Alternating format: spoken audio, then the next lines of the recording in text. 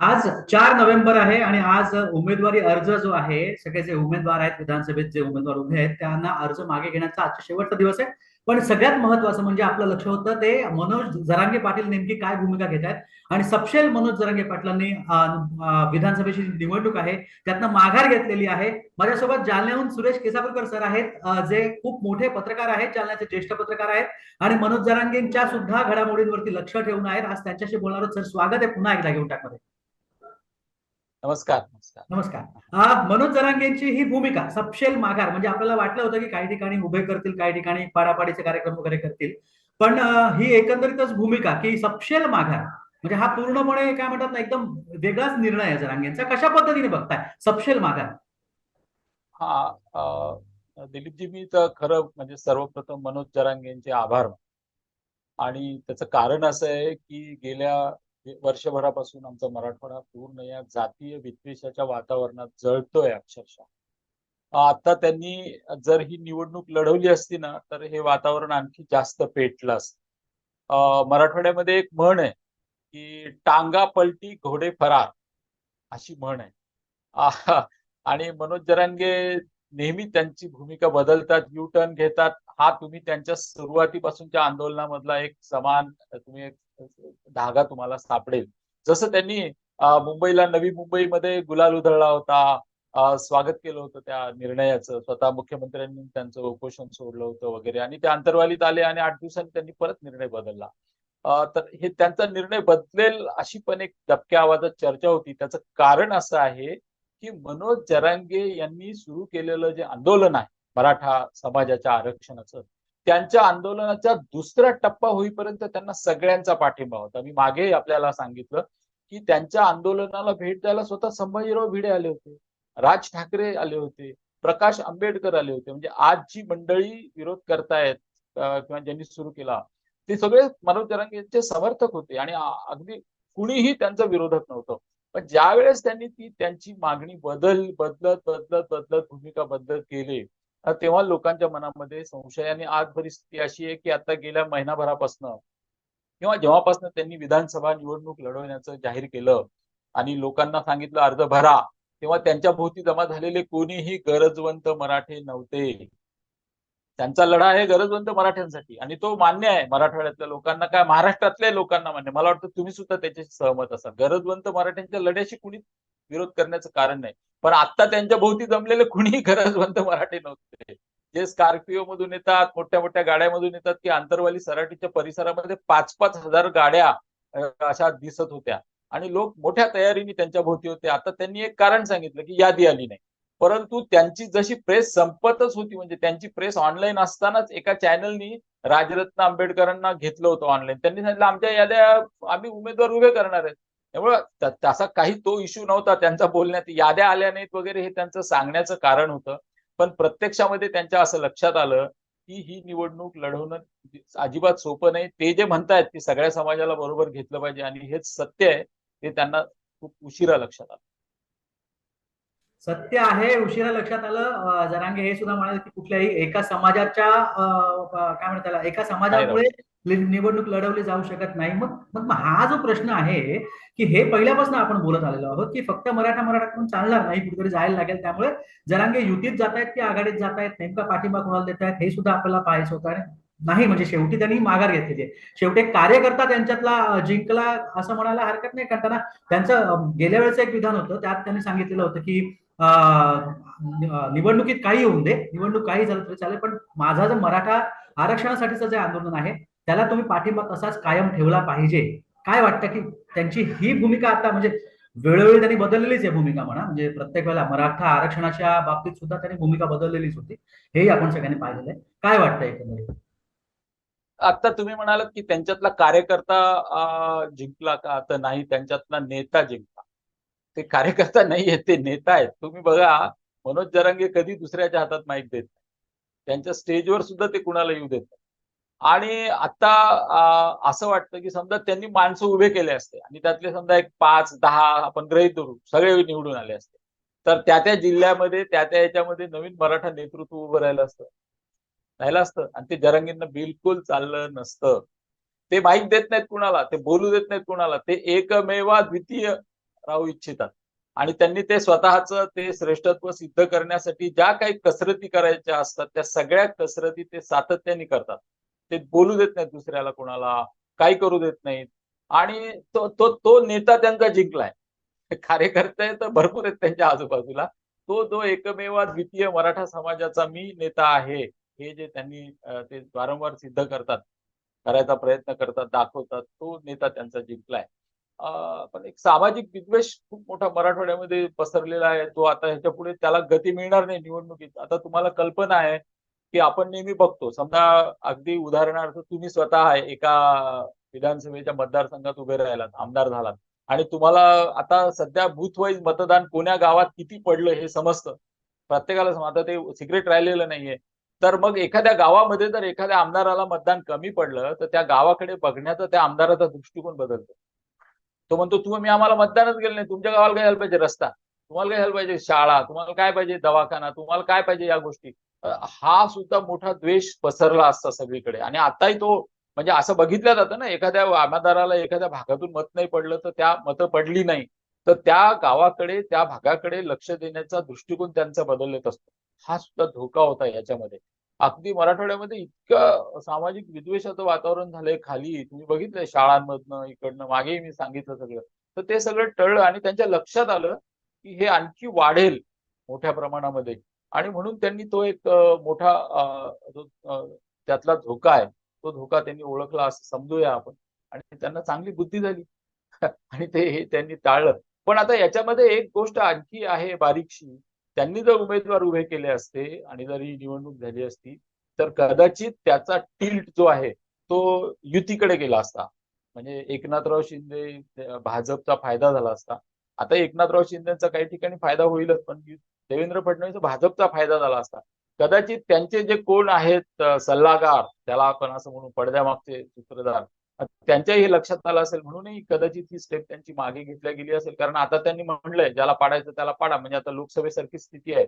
परंतु आणखी एक गोष्ट झाली असती की जी मी मुद्दाम आपल्या सगळ्या रसिक श्रोत्यांच्या लक्षात आणून देतो.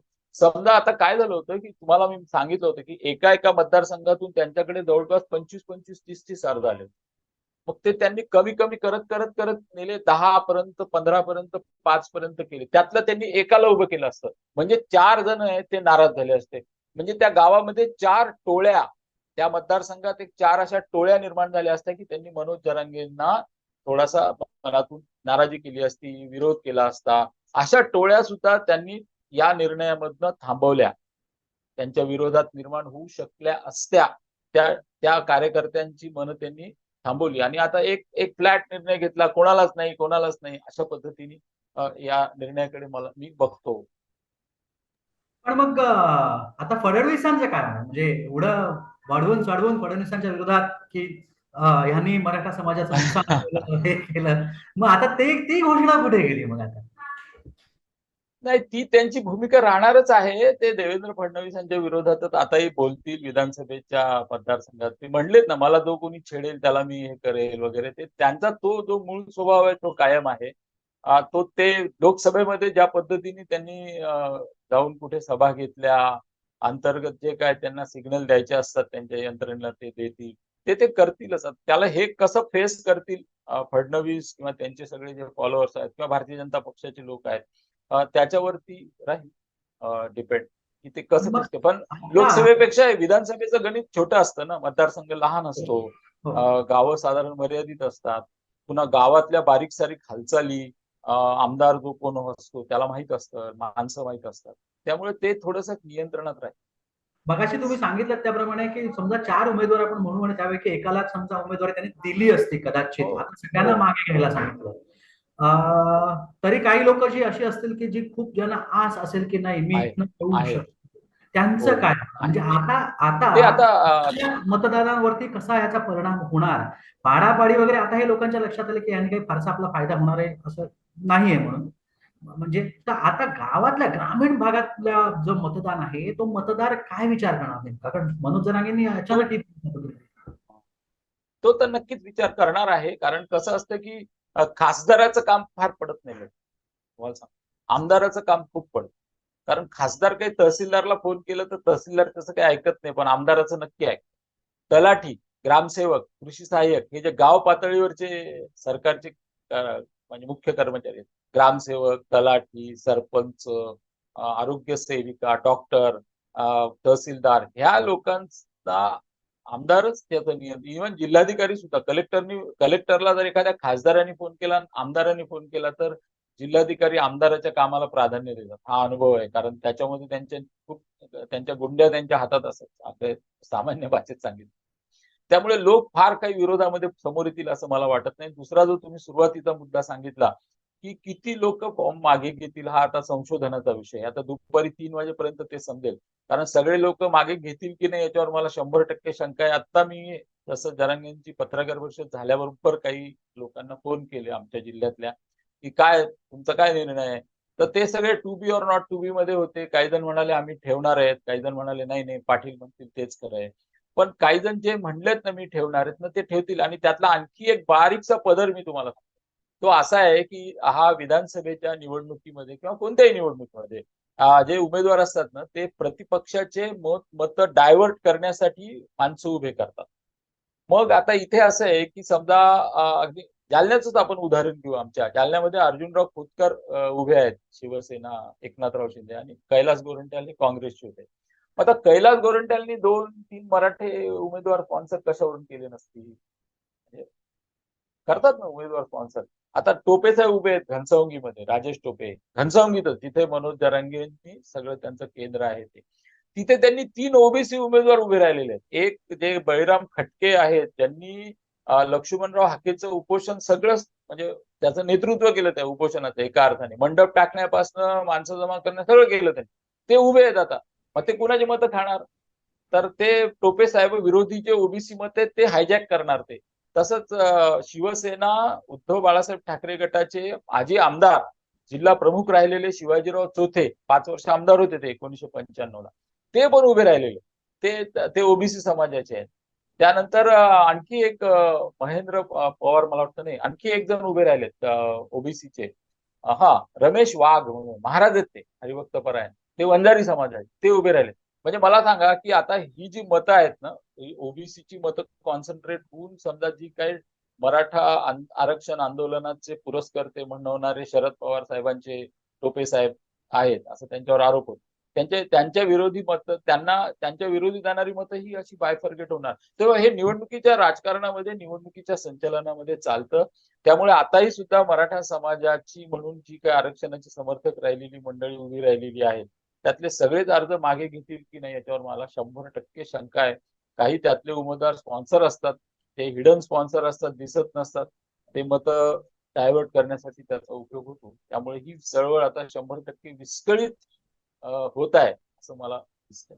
नक्कीच. मग दुपारनंतर साधारणपणे हे चित्र जे आहे म्हणजे कोण हा, कुठे येतंय दुपारी आणि 3 कोण नंतर हे चित्र नक्की अधिक हां. स्पष्ट होईल.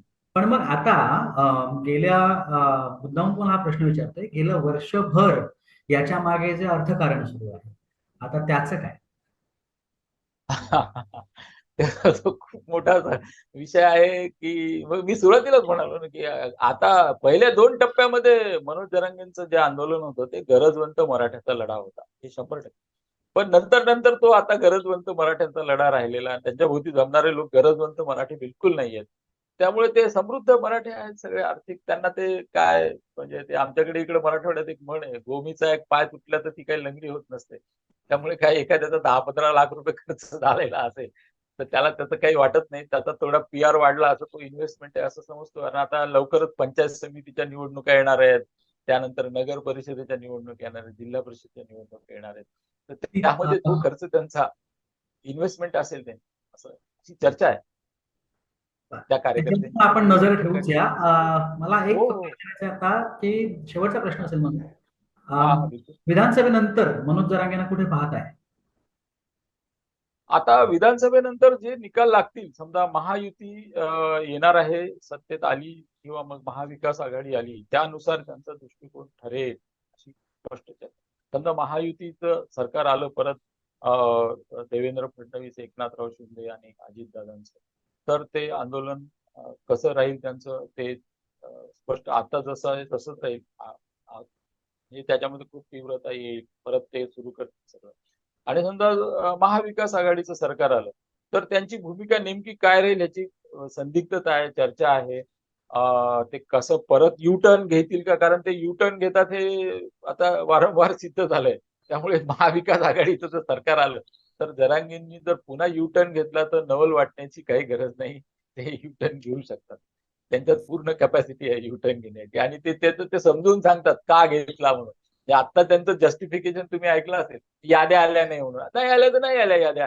तुम्हाला त्यातला आणखी एक बारीक मी मुद्दा सांगतो. त्यांनी जी दलित, मुस्लिम आणि मराठा अशी आघाडी ती मांडणी केली आणि MMD असं काहीतरी त्याला त्यांनी काल असं रात्री खूप चर्चा झाल्या का हो काल, म्हणजे फार त्यांच्याशी आता ते हो झाली पहाटे होते 4 तेव्हा पर्यंत ते हो बोलत हो होते तेव्हा त्यांनी सांगितलं की माझा आवाज हो बसलाय, फार बोलता येणार नाही मला म्हणून. हो, नाही, नाही. कुठलं होतं वस्तुस्थिती आहे. नेमकं ते नेमकं तर काय आहे झालं? ते तर मी तुम्हाला मागेही सांगितलं. त्यांना झोपू देत नाहीत लोक. त्यांना 24 तास जागे असतात. त्यांच्यावर खूप ताण आहे. शारीरिकदृष्ट्या आणि मानसिक सगळं आहे. हे मान्य आहे. तो माणूस म्हणजे त्याच्या त्या सगळ्या परिश्रमाबद्दल तोड नाही. त्यांचे मानलंच पाहिजे त्यांना. तळमळ आहे त्यांच्या आतून. ते सगळं खरं आहे. पण त्यांची दिशा चुकती आहे हे त्यांना कसं समजत नाही ते त्यांचं ते अगदी म्हणजे तुम्हाला मी सांगतो त्यांनी आता जे दलित बांधव सोबत घेतले म्हणून सांगतायत तर ते राजरत्न आंबेडकर आणि दुसरे आंबेडकरच आहेत ना ते काय नाव त्यांचं एक राजरत्न आहेत आणि दुसरे आनंदराज आंबेडकर. आनंदराज, हा. तर ह्यांच्याकडे बघण्याची जी दृष्टी आहे ना तर ते बौद्ध समाजाचे नेते आहेत. म्हणजे बरोबर. दलित समाजामध्ये जे वेगवेगळे सेक्टर आहेत ना जसं दलित समाजामध्ये मातंग समाजाचा एक सेक्टर आहे. बाकी अन्य समाजाचे सेक्टर आहेत. तसे हे बौद्ध उपासक आहेत दोघही जण. आणि हे बौद्ध उपासक आणि बौद्ध समाजाबद्दल मराठा समाज आणि बौद्ध समाज यांचं जुळत नाही. एखाद्या वेळेस चर्मकार समाजाचं जुळतं, मातंग समाजाचं चांगलं जुळतं. त्यामुळे तो त्यांना मला 100% खात्री आहे की त्यांना तो सुद्धा लक्षात आला पदर की हे जमणार नाही म्हणून. त्यानंतर त्यांनी मुस्लिम म्हणून सुद्धा ते ज्यांना बोलवलं ना ते नोपा काय नाव त्यांचं उत्तर भारतातून आले होते ते मौलाना नौपानी. हो, हो. तर नोपा तर ते महाराष्ट्रात त्यांचं काहीच नाहीये. महाराष्ट्रात त्यांच्याकडे इम्तियाज जलील खूपदा येऊन गेले पण त्यांनी इम्तियाज जलीलांना नाकारलं. इम्तियाज जलील बरोबर गेले नाही ते. छत्रपती संभाजी महाराज आले ना त्यांच्याकडे कितीदा तरी 7 वेळेस आले महाराज. महाराजांनी नाकारलं त्यांनी. त्यांना जायचंच होतं तर महाराज चांगला ऑप्शन होता. आणि मुस्लिमांबरोबर युतीच करायची होती तर मग ते काय MIM ते इम्तियाज जलील काय वाईट होते. म्हणजे हे सुद्धा पाकिस्तानवादीच म्हणतात त्यांना हे पण फुटीरतावादीच आहेत ते मौलाना यांच्याबद्दलही खूप अशा सगळ्या गोष्टी आहेत. ते आणि इम्तियाज जलील मध्ये काही फरक नव्हता मग त्यांना जाता आलं पण इम्तियाज जलीलचं जे नेटवर्क आहे ना मुस्लिम समाजात ते खाली सगळीकडे आहे. पण हे जे मौलाना आले होते त्यांचं नाहीये ते धर्मगुरू आहेत ते काही राजकीय नेते नाहीये. तर हे पण 2 गोष्टी खूप महत्वाच्या आहेत. त्यांना त्यातला फेल्युअर रेट लक्षात आला. त्यांनी तो एक असा एक नवीन कडबोळ तयार करायचा किंवा काहीतरी एक सैद्धांतिक मांडणी करण्याचा प्रयत्न केला. परंतु त्यांच्या लक्षात आलं की हा जो आपण दलित वर्ग म्हणतोय तो हा मूळ नाहीये याला विरोध होईल मराठा समाजात. आणि मुस्लिम म्हणून सुद्धा ज्यांना ते सोबत घ्यायचा प्रयत्न करत होते ते सुद्धा त्या अर्थाने नाहीये त्यांचं खाली संघटन नाहीये. ते फक्त मशिदीमधून प्रवचन करणारे वगैरे इथपर्यंत ठीक आहे ते मौलाना आहेत धर्मगुरू आहेत. पण हा सुद्धा एक पदर आहे हा निर्णय घेण्याच्या मागचा. हे पण मला तुम्हाला आता मुद्दाम सांगावं. शेवटचा एक विचारतो, पाडणार म्हणजे आता नेमकं काय करणार, आता म्हणजे नेमकी काय भूमिका? पाडणार म्हणजे काय ते नाही लोकसभेत नाही जे नाही केलं नाही तेच नाही करणार. नाही नाही सर, एक मिनिट. म्हणजे पाडणार ही हा भूमिका माहितीये, लोकसभेत ही हो भूमिका फार तशी निर्णायक काही ठिकाणी ठरली होती, तशी हो आता ठरेल म्हणजे अचानक हा जो युटर्न घेतलाय त्याच्यामुळे. ते पार्टनर म्हणजे ते काय ते आता देवेंद्र फडणवीसांचं देवेंद्र फडणवीस त्यांचे म्हणजे शत्रू नंबर 1 आहेत असं म्हणायला हरकत नाही किंवा ते हे त्यांच्या विरुद्ध ते हे करतात. तर तिथे जिथे त्यांना फडणवीसांचं काही हे दिसतंय त्यांना ते त्या उमेदवाराला ते पाडायचा प्रयत्न करतील नक्कीच आणि ते म्हणतील पाडा. तर त्यांची भाषा खूप फारच पॉलिटिकल ते म्हणतात मी राजकीय नेता नाही पण ते पक्के राजकीय नेते आहेत. ते पक्के राजकारणी आहेत. ते म्हणतात ना तुम्हाला जे करायचं ते करा मग ते असं इशाऱ्यामध्ये बोलतात ते लोकांना समजून जातं. तसंच आता करतील ते. फक्त म्हणजे एक गोष्ट एवढीच आहे की लोकसभेमध्ये जेवढा परिणाम झाला तेवढा विधानसभेत होणार नाही असं वाटतं आम्हाला. कारण काय तर त्याचे मी 2-3 कारणं सांगितले. भौगोलिक क्षेत्र आहे, उमेदवाराचा थेट संपर्क आहे आणि उमेदवाराच्या ते लक्षात येऊन जातं. खासदाराला एवढे 6 विधानसभा मतदारसंघ एवढे 1000 गावं असतात. तर त्याच्या ते लक्षात नाही येणार. परंतु आमदाराला गावातले रेश न रेश माहीत असते. गावं 200-250 गावं असतात 200. त्यांचं सगळीकडे नेटवर्क असतं.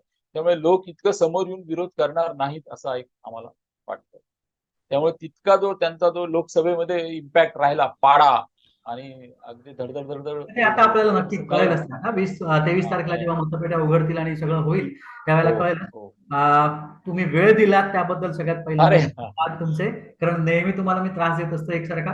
नाही आणि खरोखरच मी तुमच्याकडनं फार उपयुक्त माहिती मिळत असते, त्यामुळे हा त्रास असतो, हा प्रेमाचा त्रास नाही असतो आणि मला सगळं मिळतं. विशेष आनंद याचा आहे की मी बोलतोय आणि मराठवाड्यातलं जे वातावरण आहे ना ते सगळं आता आपली चॅनल तिकडे पश्चिम महाराष्ट्रात मुंबई पुणे दिसते. मला माझी ही तळमळ आहे की मराठवाड्यातलं वातावरण चांगलं राहिलं पाहिजे सामाजिक. तर मराठवाड्यातलं वातावरण चांगलं राहिलं तर महाराष्ट्रातलं वातावरण चांगलं राहील. मराठवाड्यातली प्रगती झाली तर सर्वंकष प्रगती झाली पाहिजे. मराठवाड्यातलं शिक्षण सुधारलं पाहिजे. मराठवाड्यात रोजगार निर्माण झाला पाहिजे. तर मराठवाड्यातलं सामाजिक वातावरण चांगलं राहील यासाठी सुद्धा त्या भागातल्या काही नेत्यांनी सगळ्यांनी प्रयत्न केले पाहिजेत. तर मराठवाडा शांत राहिला, मराठवाडा चांगला राहिला ना तर महाराष्ट्र चांगला राहील. आणि मराठवाडा महाराष्ट्राच्या मध्यभागी आहे आणि मराठवाड्यात जर असे सामाजिक आंदोलन वेगवेगळी नामांतराच्या चळवळीने 10 वर्ष मराठवाडा जळालेला आहे असाच. मग आता मनोज जरांगेंनी हे जे सुरू केलं यांनी मराठवाड्यामध्ये खूप नुकसान होत आहे. प्रचंड सामाजिक नुकसान होत आहे. आणि ते लोन पूर्ण महाराष्ट्रात पसरत आहे. नसलेलं विकासाचे मुद्दे बाजूला राहिले, प्रगतीचे मुद्दे बाजूला राहिले आणि प्रत्येक मराठवाड्यातल्या तर प्रत्येक माणसाच्या कपाळावर आता जात लिहिलेली होती. ती वाईट परिस्थिती. प्रत्येकाकडे बघण्याचा दृष्टिकोन जातीय भूमिकेतूनच बघितलं जातंय. तर हे थांबलं पाहिजे. याच्यासाठी सुद्धा सगळ्यांनी प्रयत्न केले पाहिजे.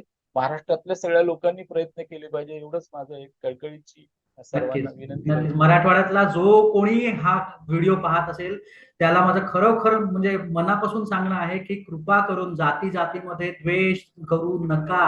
आपण सगळी जण हाडाची माणसं आहोत. सगळ्यांना एकसारखं शरीर मराठवाड्याला संतांची एक भूमी म्हटलंय. हो संतांची भूमी आहे. हो आमच्या इथं ज्ञानेश्वर महाराज झाले, हो नामदेव झाले, हो एकनाथ महाराज झाले, संत जनाबाई झाल्या.